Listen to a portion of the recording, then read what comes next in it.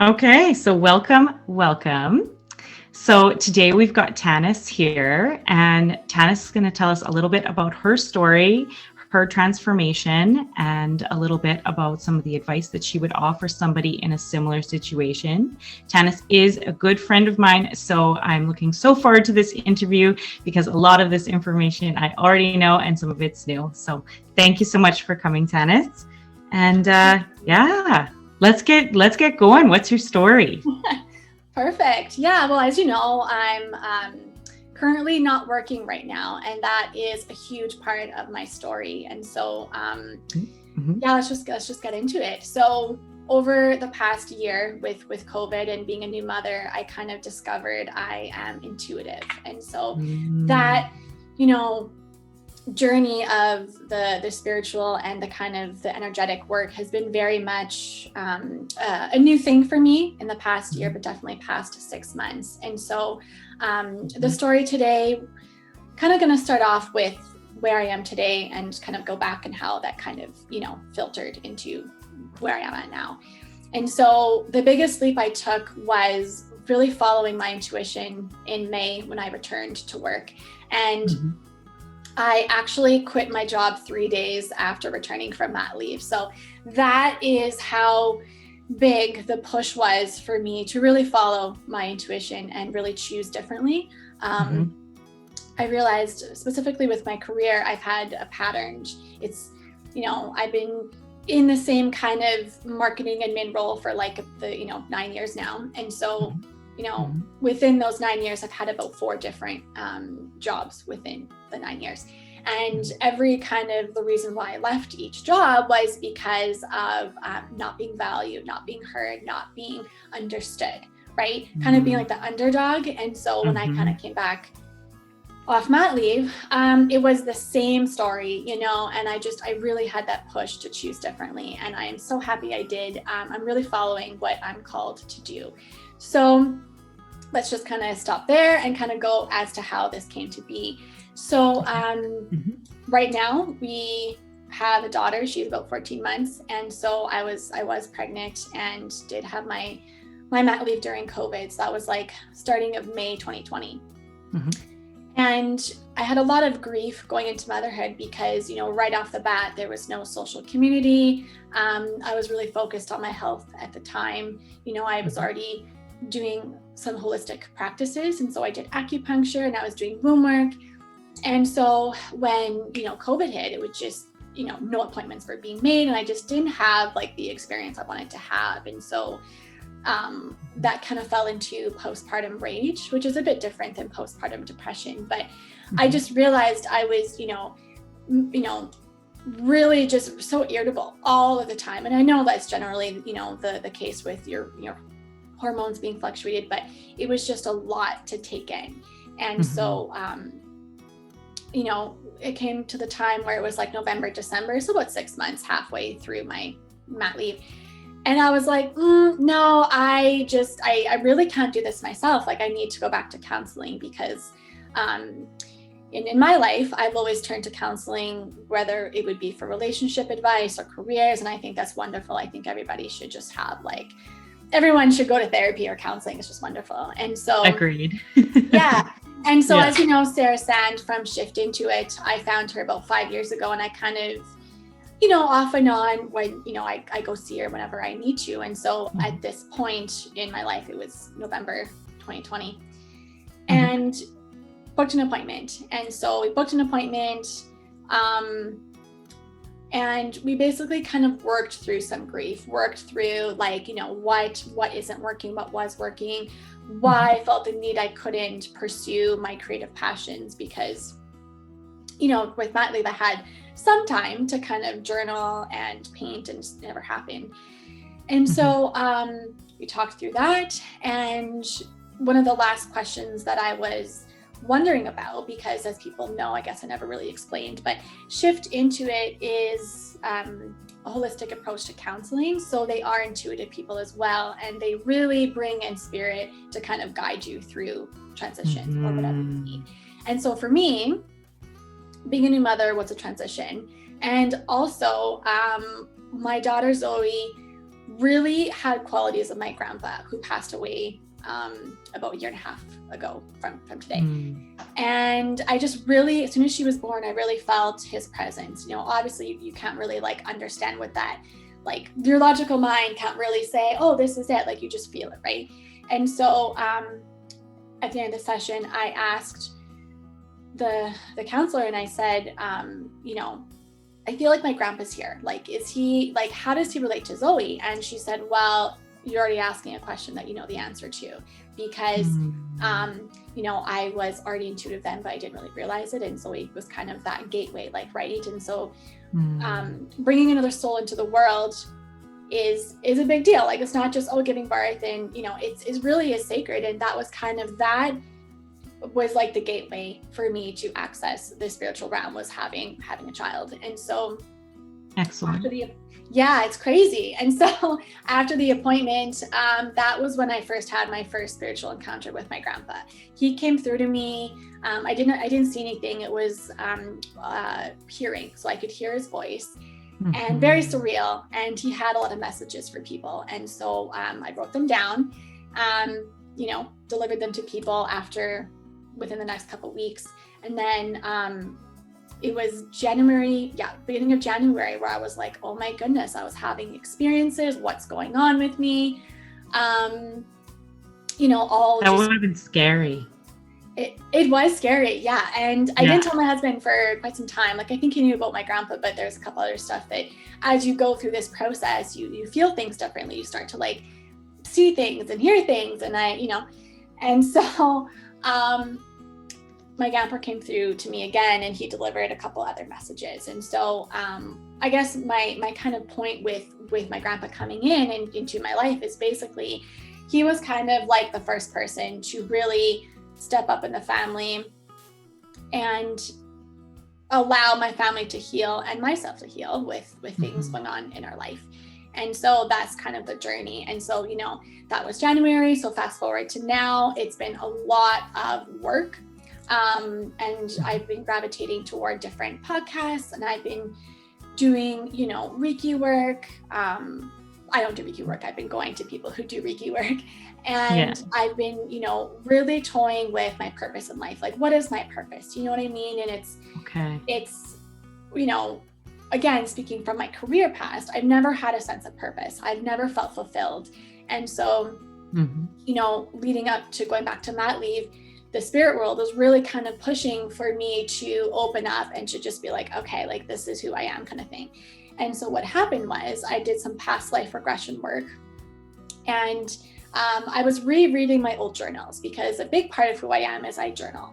I journaled since I was like, you know, 12. And I've been really, as I've been rereading my journals, I've been discovering that I was so intuitive back then. And I feel like the people who, you know, my classmates and people who were around me at the time, they're going to be like, oh, that was so you. Like, I was writing, I journaled, I, you know, was into, like, you know, Harry Potter and stuff, and not really knowing why. I just really enjoyed it. Right. And so going back to my journals, I was 15 when I wrote this sentence, and I was reading back, and it said, you know, sometimes I feel like I'm put on this earth to make people understand and to feel, but it's a heavy burden feeling these feelings. That's what I wrote when I was 15, because I didn't know that I was just such an old soul, and I felt things differently. Like, I just took it on. And so moving forward to what I think is the best example of how should I word this, is just the best example of how this kind of showcased for me and how I took feelings on, and how I really am like a true kind of, how should I put this? Not really the right word, but basically it's like, you know, when you're in flow as compared to when you're not in flow. So I'm going to just use an example. So I was 18 when I met my ex-partner, and that relationship lasted about 4.5 years. And so in that 4.5 years, we really battled some demons. He had severe depression. And so that was basically an example of where, you know, things went great for the first year or so. And then there were signs, right? And then you're like, no, not going to listen to them. We're just going to, we're going to control the situation, and we're going to keep on trucking on. And looking again, because I journaled, extensively of our relationship, and looking back to that little, 18-year-old, 20-year-old girl, it was just so much suffering and pain and anger and resentment. But, at the end of the day, like, those were my life lessons. And so I really am grateful for that relationship to, as painful as it was, I've really learned, maybe not at the time, because, you're kind of going through it. All you're really doing is survival. And so what I really kind of want to touch on is when a person is in survival mode, they don't have the capacity to look at the person and say, I'm sorry for this. This is what I've done. It's just like a cycle, right? You lash out, you do this, and for the better part of the partner I was with, he really couldn't love himself. And so we couldn't really love each other. And that was a huge part of moving through the relationship. And, it's been like almost 10 years now, when I kind of discovered my self-love. And so when I was going through my self-love journey, I was like, oh my goodness, like, this is how he must have felt. This is how he, and so it was really like parallel to where we were together. It was such a roller coaster. And I really want to touch upon that, because if anybody who's in like a relationship and they're really trying so hard, they're just fighting the signs, they're fighting this, thinking you're going to change the person. And it's really not changing the person. It's really following who you are. And if that means ending the relationship, then that has to be it. And so it did take about 3.5 years to us finally, waking up and saying, this isn't going to work for us. And, up until then, it was a huge struggle. It was struggle after struggle. Nothing was coming through. I had financial stress. I was in university at the time, just a whole lot of stress. And so for him, that manifested as depression. For me, it actually manifested as endometriosis. And so I'll get that in a bit. I'll get into that in a little bit. And so let me just try my thought. And so basically, so moving from that relationship into, it's been 10 years. We were together for 4.5 years. And then that's kind of when we kind of ended the relationship. That's when my now husband kind of came into the picture. So, really working through your traumas and your relationship issues and that kind of stuff, it's almost like I was living a double life. I was, trying to heal from the past relationship, but also, trying to be the new girlfriend, right? Trying to be like this like happy, free-spirited person. And I really wasn't. Like, I just, and so it took about 2.5 years into that relationship with my now husband to really unpack all of that stuff and really learn to heal from it.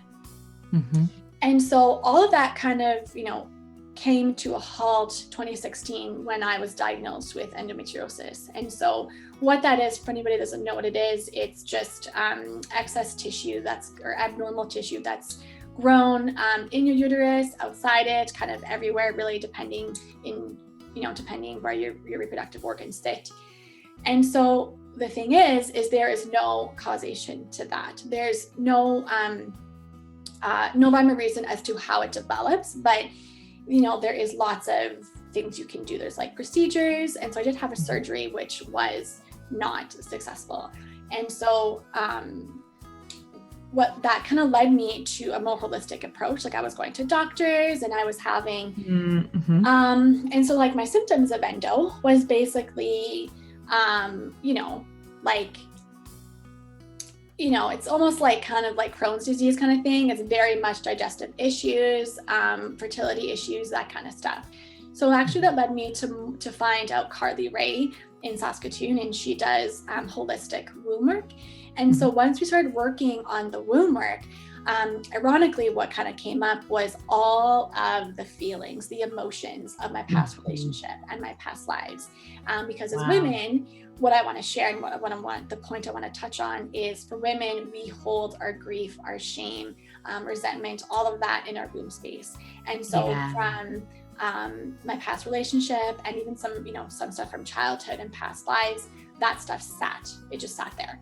And so when you do all this work, you know, you like shit comes up. You know, you're on the table, someone's working on you, and you're just crying and you have no idea why.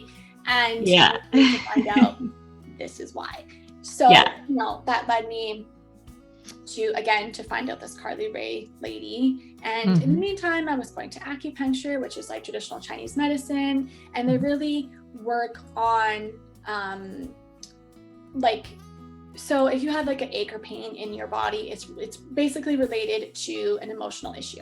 And I know some people are kind of think that's like, what, too woo-woo, but it really is. And I'm a living experience of it, because as I kind of moved through this work, you know, that was 4 years ago into today, I actually am healed from my endo. I have yes, I'm totally healed.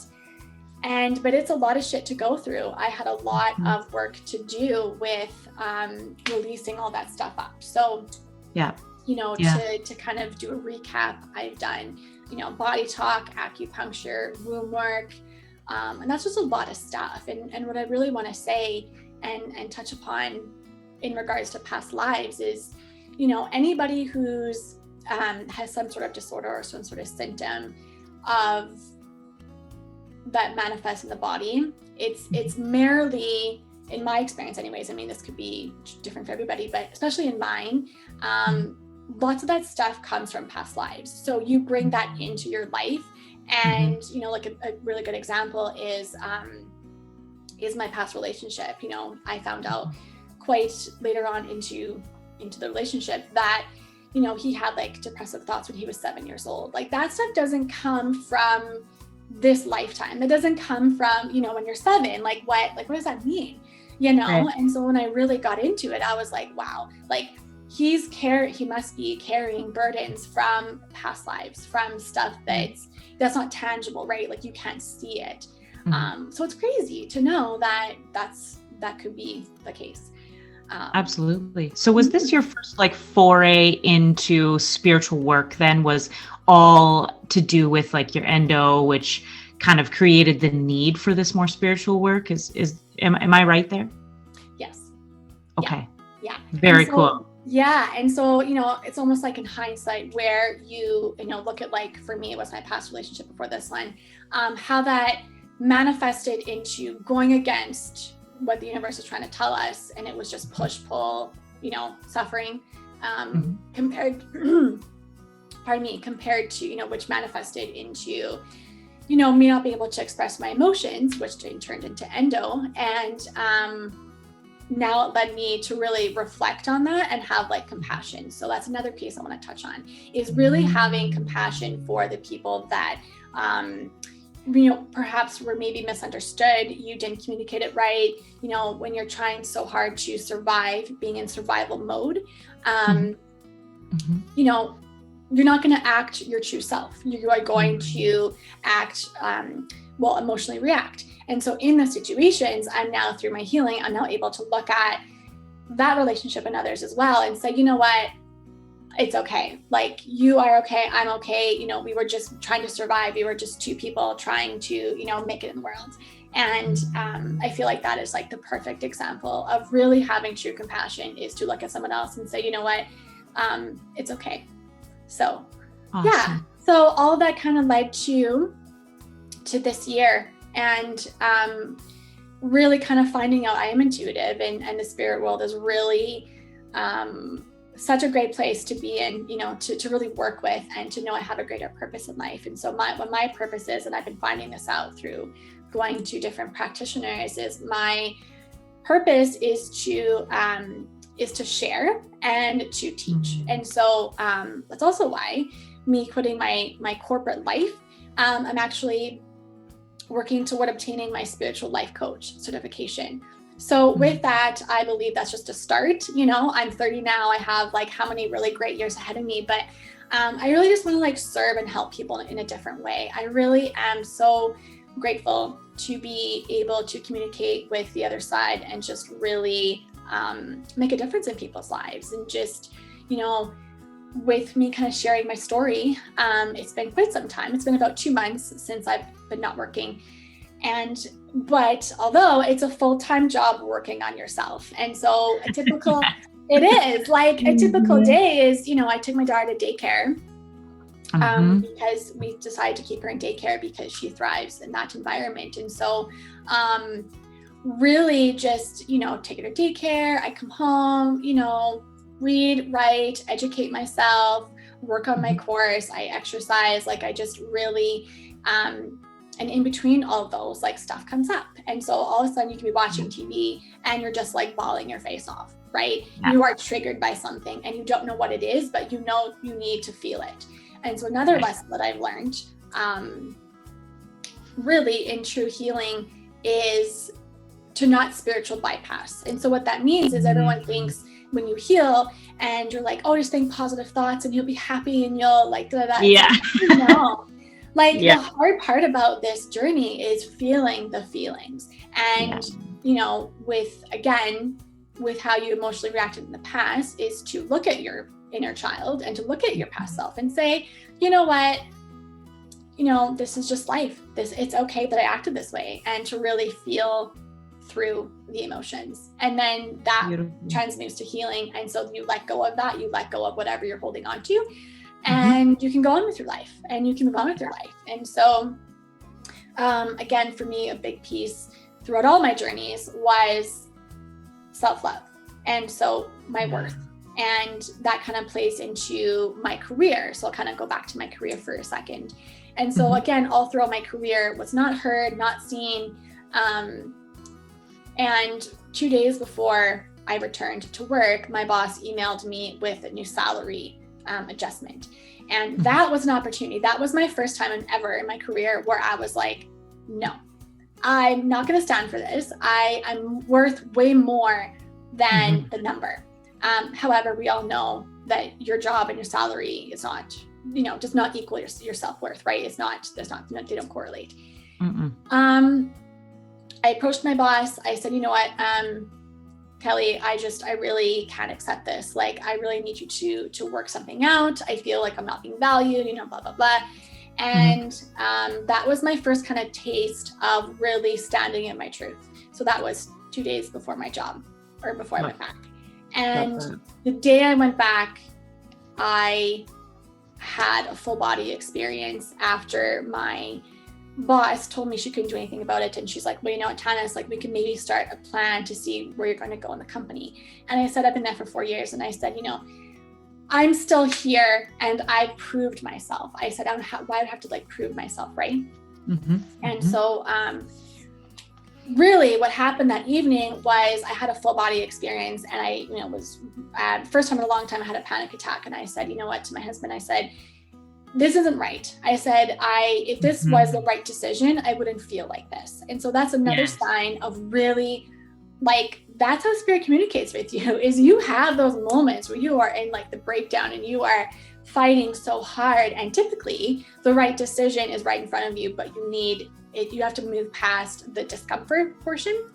And so that was when I realized, no, I need to choose differently. And I walked away from the corporate life. And it wasn't just the corporate life, it was my old life. Like my whole, 2 months ago seems forever to me. It's just such a lifetime ago.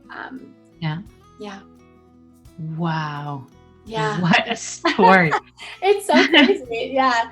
And I don't know, I guess there's a couple other points just to kind of wrap that up is basically a big portion that's really helped me to kind of ground me and to kind of really pulling this together is human design. So human design is like a practice. Well, I wouldn't say it's a practice. It's more like a ideology, I guess.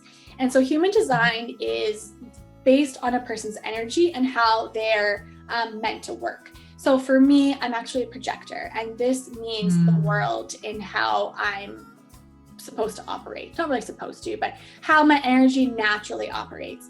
And so as a projector, projectors are like the seers of the world. So they see things differently, they feel things differently.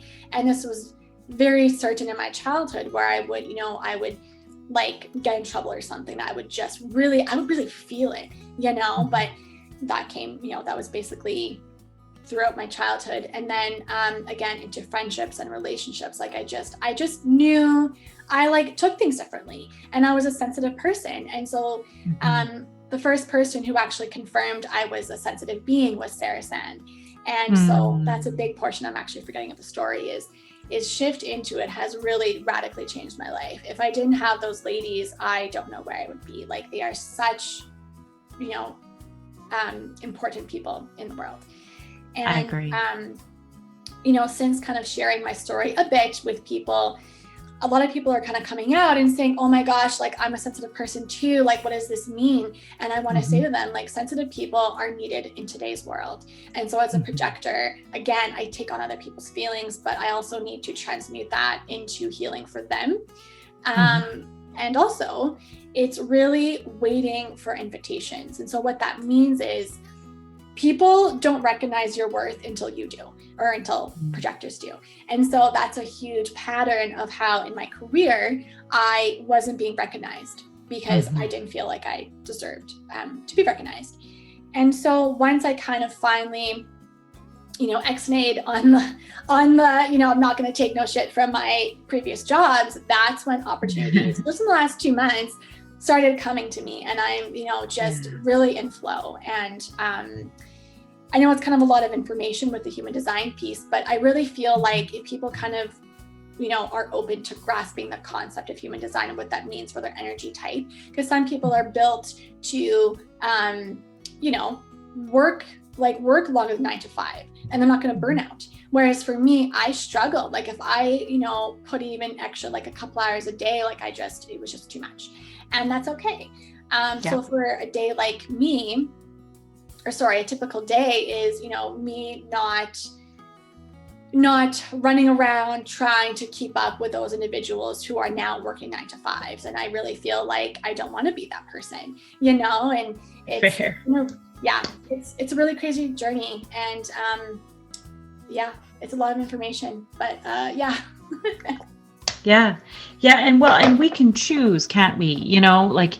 Something that none of us really realize, especially with kind of the structure that we're in today's society, is that your life can be a reflection of what you choose, but it's not accepted for you to say, like, I don't want to be a 9 to 5. I want to be, I want to be this teacher. I want to help people grow and all of those sorts of things. And I'm going to do it my way, and for a lot of people, especially like you're kind of like, pull at your bootstrap kind of people, they're going to be like, okay, but how are you going to make money at that? But what it really comes down to is that where you're going to create that value is in that energy exchange, the exchange of your true essence, your true energy. You keep going with that, and eventually there'll be an exchange, and that is just my belief. Yeah. Anyway, so I digress, but I know. And I guess a big part of what I'm kind of leaving out is, my first kind of question to my spiritual team was like, because we're talking about purpose in life and like, what's the purpose of, suffering and that kind of stuff. And so my first question to them, well, what was COVID? Like, what is this? What does this mean? And like to the collective world. And so the answer that I kind of received, which I guess I, maybe should have started with this, but it's, COVID was, no matter, the suffering that happened, it's very, tragic, people that have passed on, but, or suffered from the disease. But what I kind of been receiving was that COVID is that reset period. So just like, in history, you've had like different types of viruses or flus or like the Industrial Revolution, like COVID was that kind of time to go inward as a collective all over the world. And it was like, people really either chose to kind of, numb themselves out, not feel their feelings, kind of really tried to control the situation, or people like myself who had the time to process their old feelings, process what wasn't working, and kind of, choosing to follow their intuition and follow like, follow their guidance, I guess is a better word to put it, because we're always being guided, right? It just depends if you choose to go with it or not. And typically if you don't go with it, if you choose not to, is because of control. Control, man. I used to control my life all the time. And, of course. you know, and I had plans, and I was like, you know, if I weren't, you know, if it was supper time and we weren't at supper at 5, it was just like, it was chaos, you know, and it's just nowadays, it's like, that's just not, like, it's just not really a good flow of life if you're always trying to, you know, control and be up against the world. And so that's really what COVID was, spiritually. Basically, what that means in spiritual world is basically it's just a reset period for people to come out. And so for me, this really is my, if you would say, my public spiritually coming out of the closet. Love which it. Is great. It really is. I'm so ready, man. Like, I've been sharing with a lot of people, close friends, and, you know, I've been really making the effort to go out and in person and share in person. And so now, if anybody, you know, if anybody of my people who listen to this, awesome. It's, it's great. It's just, this is kind of my new life, and it's been wonderful. But I do want to point out, though, it's doesn't come without its challenges. And so what I mean by that is, you know, people can say, oh, well, that's great for you, and you can do this, and, you know, but what about your family? What about your husband? And so I really want to touch upon, you know, Tyler, my husband. He's just been really great. It's a lot for him. He's, you know, again, with his kind of way of life, it's very different than what I've kind of been thrown into, I guess, or kind of growing into. And he's just, even though he doesn't really understand the whole picture, he's been very supportive. And, you know, the decision for us to not be working right now wasn't taken lightly. Like, it's not that we have like all the money in the world and great, you can not work and be with your kids. Like, no, this is real life. Like, you know, I am choosing, we are choosing this situation. Or how should let me rephrase this. We are choosing to be in this transition so that we can better ourselves and our kids and our future. You know, so it's definitely not, you know, what I would call a stereotypical kind of spiritual awakening where like you go to Bali and you meditate, and it's really hard. Like, it's been really hard this year for us with, you know, raising a newborn in a pandemic, and, you know, me kind of finding out I'm intuitive, and him kind of being like, oh my goodness, like you said, great, but how are we going to survive? How are we going to make money? Right. Yeah. And what I've been really learning to do is to just like trust and surrender and know that if I'm in flow in life and I'm, you know, speaking my truth and writing, and that's a big portion too, is my writing. I will continue to do that. And I will be writing a couple of books as well. So look out for that. You know, it's just, that's how abundance finds you. That's really the law of manifestation, is if you are true to yourself and you are doing what naturally comes to you, life comes to you instead of fighting it and to control it. And so, you know, just for time's sake, I won't go into a lot of examples, but I've had loads of examples and tests and opportunities from the universe last year that really proved this point. And so I guess I'll kind of leave it at that. It's a lot of information that I know I kind of throw at you and the people listening, but it's really like, to recap, you know, I grew up in a small town, you know, I'm 30 years old. I really, you know, never would have thought that this would be the opportunity that I would walk into. And I'm so grateful. And I guess another note I want to end on is, when I was in grade 12, I did a drama. Like, I was in drama for 4 years. And in the drama that we did, it was the Murder in the House of Horrors. And I chose the character of a crazy psychic lady. So, you know, just to like play a spoof on that, you know, and I'm like, thanks, universe. Like, you totally knew that I would own up to that. And I would really, not that I'm like a psychic or anything, but my soul called out. My soul called out when I was like, even, you know, 18, 19, 20 years old. So, yeah. I love it. Yeah. Thank you so much for sharing that. And you know what, like, something that came up for me, you know, when you said the Bali portion, like, you know, that it wasn't a typical spiritual awakening. I think that a typical spiritual awakening is nothing like the Bali thing. I think that a typical spiritual awakening is exactly what you're doing, you know, because when I asked for my spiritual awakening, I got cancer. So, you know. Oh my goodness. Right. So the long and short of it, I think, is that a true awakening generally comes through some form of discomfort. So yeah, No, I think that's beautiful. So, okay, so I wanted to kind of just reiterate a few things that you had said that I thought were really pertinent, kind of the steps that you took. So when confronted with the endometriosis and all of those sorts of things, which kind of sounds like that was maybe the first kind of soiree into this transition, that you utilized things like that made you uncomfortable. So like womb healing and all of those sorts of things. It was new, it was different, it was scary. But you persevered and stood in your truth. You know, this felt right. So you kept doing it. I love that you said you utilized journals throughout kind of your process, and then that helped you to get out everything that you needed to get out in a way that you could get out of your own brain, out of your own head, and just like have it flow onto the pages. And even you surprised yourself reading back in your journal entries like, oh my God, I wrote that. Something that you kept saying, which I thought was beautiful, is your gratitude for the discomfort.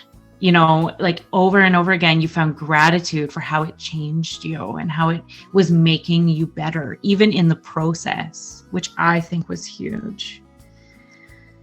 Again, following your own authenticity.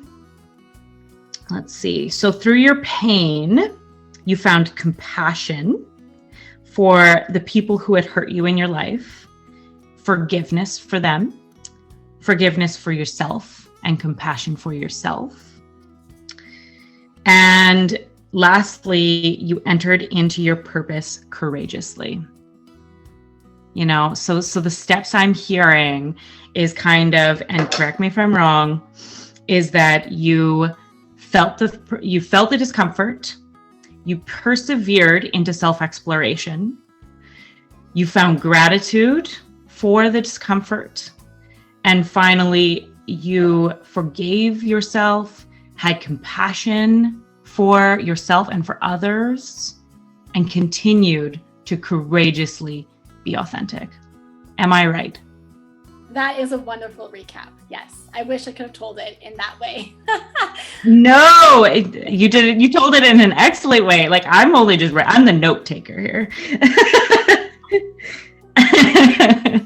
So throughout this journey, which was multiple years, do you feel there was one thing that could potentially help somebody in a similar situation to help to go through in a way that might have a little bit more joy and ease? Or do you think that this process needed to happen authentically as it did? I think it happened as it should have happened. However, I guess the big portion of what I would call my kind of catalyst of transformation would be to really, again, sit with your feelings. And so a prime example of this would be, throughout the years, I would have like triggers with my husband, but it wasn't him at all. It was about past relationships, past friends, what have you. And in that moment, because I kind of became more aware, I realized it was never about the present situation. It was about what had happened in the past. You know how that is, right?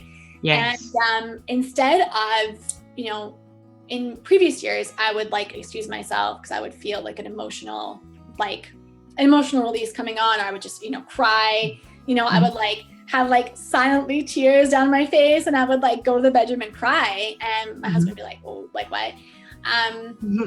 But the moment I chose to not do that and chose to just sit there and have him, right? Because that you're being vulnerable, you're sitting there and your husband's like, what's going on with you? Like, why are you crying? Yes. And then that's when the shame comes in, where you're like, well, you have to kind of have to explain why you're feeling what you're feeling and why. Or I guess you really have to explain. I mean, I felt the call to, so I did. But that's really what I would tell people is, if you ever have those emotional reactions where you are feeling grief, you are feeling shame, you are feeling like anger, right? If you're having a fight with your spouse or your partner or like whoever, and they're just like not getting it, they are not understanding you. You know, sit there, feel it, and then kind of work through it. And I know that seems really vague, but that really is what kind of moved me through trying to hide everything, right? You're trying to like put up this wall, but have an authentic relationship with your partner. Well, I mean, that doesn't work, right? Like, it's like you can't really have a life. Right. So it's really being true to yourself and being vulnerable and being open. And I really love Brene Brown when she talks about being vulnerable, because that's really what it is. You are putting yourself out there. Everyone has baggage, everyone has stuff, and you bring into your next friendship, your next this, and you're going to be triggered by those things. But just learn to sit in the discomfort. And I know a lot of the great teachers, like I can't think of his name now, Deepak Chopra, he talks about it. Sahara Rose talks about that. I know you talk about that a lot. So it's just, it's real. It's, you know, that would be my one and only kind of like just to speed track you to the journey of healing. Yeah. Right. Don't run, feel. Yes. I love that. Okay. So, how can people find you? I know that you haven't started your physical business yet, but you're wanting to move into books and to spiritual life coaching and those sorts of things. So for people to hear this and then want to connect with you, to follow along with your journey, how can they find you? Right now, just my personal Facebook page. So just perfect. I do have Instagram. Honestly, I'm not really active on it. I mean, I started to share a little bit about my journey, but like not a lot. Yeah, just personal Facebook for now, man. I mean, I can't wait to see what I'm going to create. So stay tuned. To be continued. Yes, I love it. Very cool. So I'll link that. And then I'm also going to link Shift Intuit, because we've talked a lot about them. Yes. And they are an amazing counseling service, and they do Zoom calls, and they are global if they need to be. So yeah, an excellent way to get your standard counseling mixed in with your intuitive counseling, mediumship, and all of those sorts of things. So I'll make sure to link them as well. So I just want to thank you for all of your amazing, brave vulnerability and allowing people to listen into your story and learn something from it, because what it really comes down to is what is most vulnerable is most general. You know, maybe somebody listening to this is dealing with something similar, but it's maybe not intuition, but it's so similar and they can hear something in this. Or maybe it is intuition and they can hear something from this. But what it is that today you have helped somebody, you know, and maybe multiple somebodies. So that is really beautiful, as well as helping yourself and opening up and, as you say, spiritually coming out of the closet. So everybody, now you know, Tanys is intuitive. I love it. I think it's beautiful. And we all are in some way, shape, or form. So thank you so much. I know I ramble, well, I didn't really ramble, but it's kind of like my first kind of, you know, go at sharing the story publicly. And so when I would share it with my close friends and family, it would be like the 2-minute version. Maybe the 5-minute version. I don't know how long we're recording, but this is definitely not the 5-minute version. So I really want everyone to really kind of listening through that. I just need to get it out. So yeah, that's what this platform is for transformation, and transformation does not happen in 4 minutes. So you got it. Okay. So I'm going to end this portion of the call here, and then we can chat a little bit afterwards. But again, I just want to thank you so much for being on the podcast. And I am so excited to put this out there and to have people hear it and everything like that. So thanks again, Tanys. Awesome. Thank you, Christine.